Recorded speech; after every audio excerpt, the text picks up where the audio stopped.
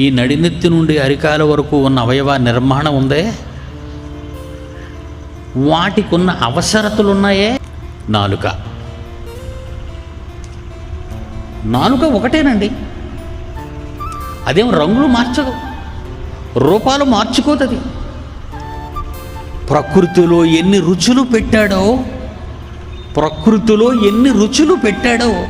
ప్రతి రుచిని కూడా ఇలా నోటులో పెట్టగానే చెబుతుంది అది. ఇక నడినెత్తు నుండి అరికాల వరకు ఒక్కో అవయవం గురించి చెప్పుకుంటూ పోతే అద్భుతం అండి.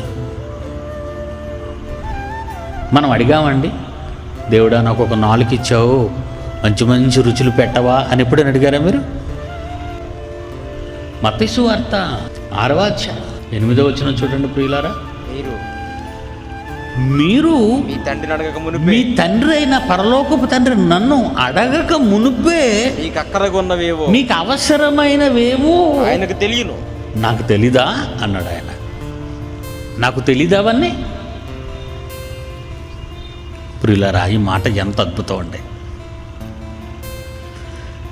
ఈరోజు ప్రకృతిలో నీకు అవసరమైనవన్నీ చేశాడు మీకోసం. అతను చేసిన పనులు కష్టం తన కష్టంగా భావించుకున్నాడు. ఎవరైనా చెప్పారా అండి, ఇవన్నీ నేను నీకు ఎందుకు ఇచ్చానో తెలుసా?